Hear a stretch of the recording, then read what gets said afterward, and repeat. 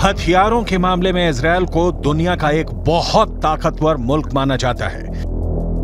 Israel का arrow air defence इतना ताकतवर है कि इजरायल दावा करता है कि अगर 2000 किलोमीटर दूर से भी कोई मिसाइल इजरायल की तरफ लॉन्च होती है तो मिसाइल लॉन्च होते ही इजरायल का एयर डिफेंस सिस्टम एक्टिव हो जाता है।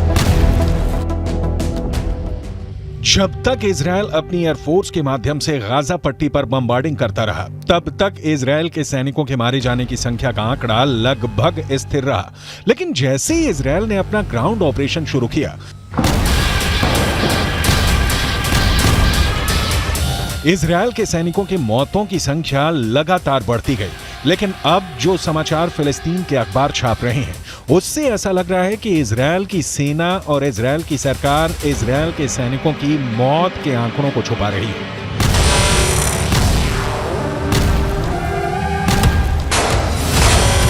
फिलिस्तीन क्रॉनिकल नाम के एक अखबार ने इजरायल के मिलिट्री सिमेट्री यानी इजरायल के सैन्य कब्रिस्तान यानी वो जगह जहां पर इजरायल के सैनिकों को दफन किया जाता है, उस जगह के डायरेक्टर डेविड वार्नर बरूच का एक इंटरव्यू छपा है। इस इंटरव्यू में इजरायल की मिलिट्री सिमेट्री के डायरेक्टर डेविड वार्नर ने कहा है कि इजरायल के अंदर हर घंटे एक इजरायली सैनिक का शव कब्रिस्तान में दफन होने के लिए आ रहा है। इस इंटरव्यू को फिलिस्तीन के अरब देशों के अखबारों ने हाथों हाथ लिया और यह दावा किया कि इजरायल के सैनिकों की मौत का आंकड़ा आधिकारिक आंकड़े से कहीं ज्यादा है। जेरूसलम के पश्चिमी इलाके में माउंट हर्जल कब्रिस्तान है और यहां पर इजरायल की सेना में काम करने वाले सैनिकों को दफनाया जाता है। मिडल ईस्ट मॉनिटर नाम की एक और न्यूज वेबसाइट में इस कब्रिस्तान के डायरेक्टर डेविड ओरेन का बयान छपा है।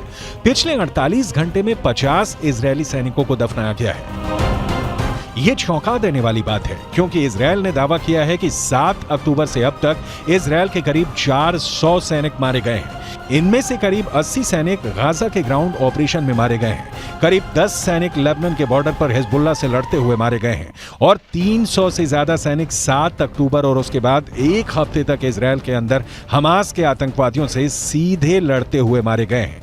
लेकिन फिलिस्तीन के अखबारों का दावा है कि ग्राउंड ऑपरेशन में इजरायल के सैनिकों के मारे जाने की संख्या आधिकारिक आंकड़ों से कहीं ज्यादा है।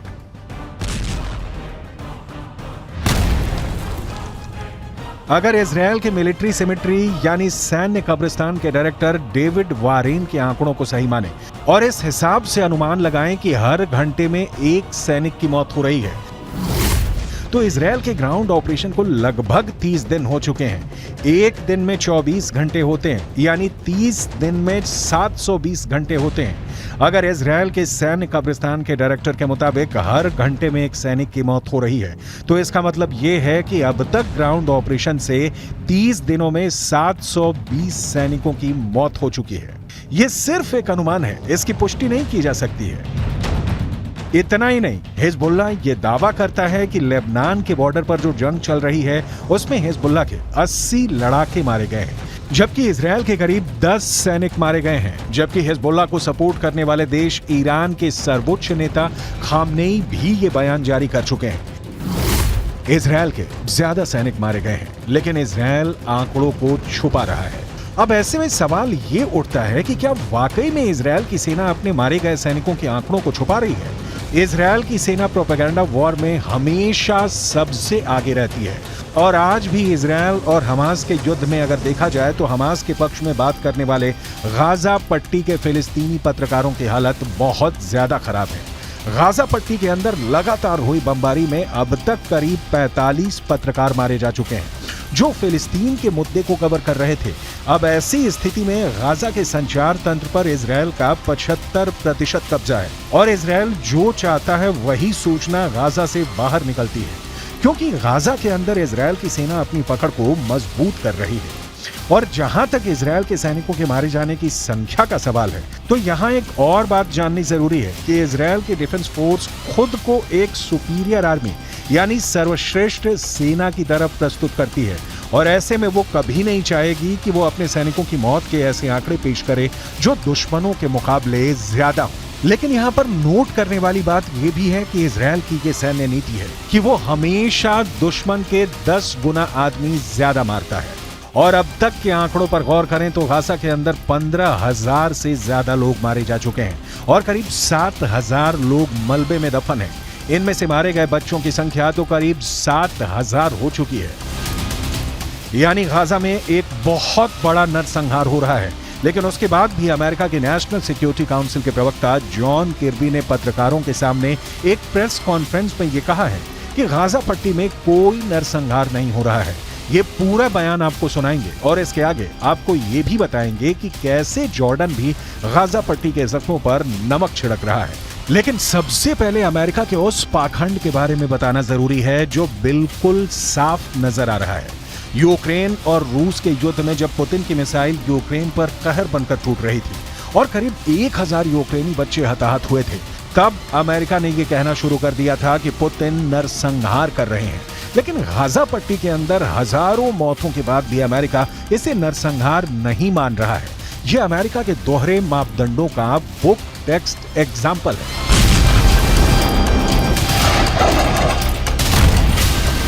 Hamas wants, make no mistake about it, is genocide. They want to wipe Israel off the map. They've said so publicly, more than one occasion. In fact, just recently. And they've said that they're not going to stop. What happened on the 7th of October is going to happen again and again and again. And what happened on the 7th of October? Murder, slaughter of innocent people in their homes or at a music festival. That's genocidal intention.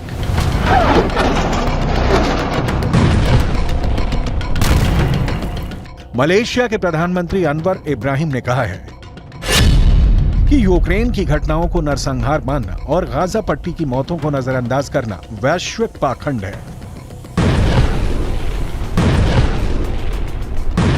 दूसरी तरफ अगर देखा जाए तो अब तक Gaza पट्टी के अंदर 30,000 से ज्यादा लोग घायल हैं और गाजा पट्टी के अस्पतालों की हालत क्या है ये पूरी दुनिया को नजर आ रही है। जॉर्डन ने गाजा पट्टी के घायल लोगों के लिए इजिप्ट के अंदर एक फील्ड हॉस्पिटल बनाया है। किंग अब्दुल्ला के बेटे खुद इस अस्पताल की निगरानी करने के लिए गए।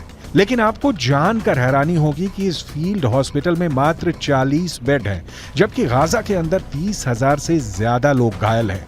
और इन हालातों में एक फील्ड हॉस्पिटल में मात्र 40 बेड का इंतजाम लोगों के साथ एक क्रूर मजाक है।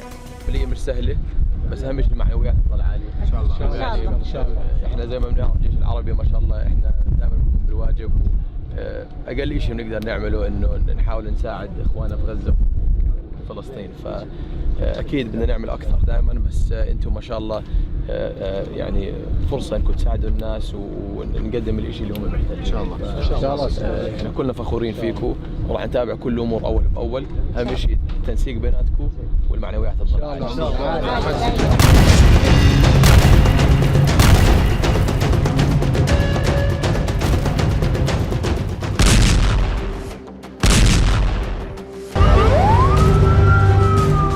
इजरायल अपनी टेक्निकल सुपेरियरिटी की वजह से अजेय है।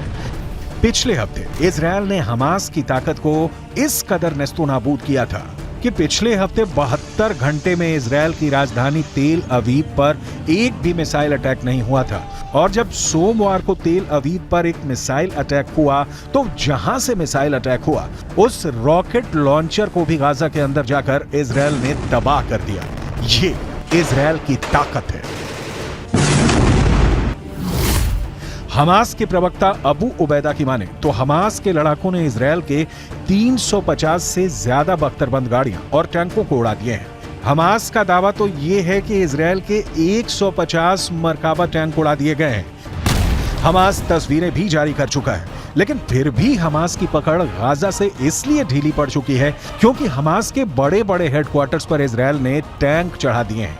इजरायल ही नहीं, अल शिफा अस्पताल में काम कर चुके डॉक्टर भी ये मानते हैं कि अल शिफा में हमास का हेडक्वार्टर हो सकता है।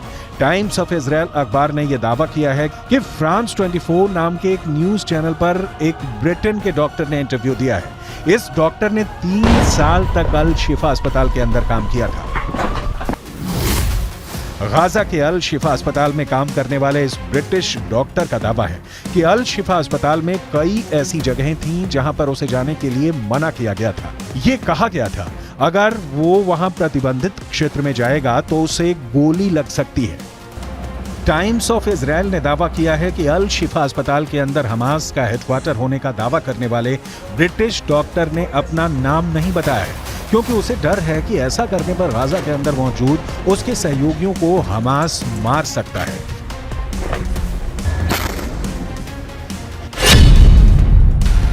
अल शिफा अस्पताल में काम करने वाले इस ब्रिटिश डॉक्टर ने आगे कहा कि सावधान किए जाने की वजह से मैं गाजा के अल शिफा अस्पताल के प्रतिबंधित क्षेत्रों से दूर रहा, लेकिन मैंने कुछ संदिग्ध से नजर आने वाले ऐसे लोगों को अस्पताल में हर समय अंदर और बाहर जाते देखा था जो चिकित्सा कर्मी नहीं थे। ये लोग अस्पताल के बेसमेंट के अंदर जाते थे। The first time our forces entered the Shifa complex, they went in with a bomb-sniffing dog, and they discovered a truck full of ammunition. After revealing the shaft by the D9, they saw a circular opening, and they couldn't see all the way down at the time, but further investigations and tools lowered down it revealed that this is a 10-meter deep shaft that leads to a corridor. At the end of that corridor, there's a blast-proof door with a shooting hole at the top of it. And our forces, after making sure that all defense mechanisms are dismantled, have opened that door that leads to another door that goes deeper into the complex. The understanding that this tunnel goes under the hospital. Israel defence force ने इस British doctor के interview को आधार बनाते हुए एक बार फिर कहा है कि इस इंटरव्यू से साबित होता है कि अल शिफा अस्पताल का इस्तेमाल हमास के आतंकवादियों के द्वारा हेडक्वार्टर की तरह किया जा रहा था।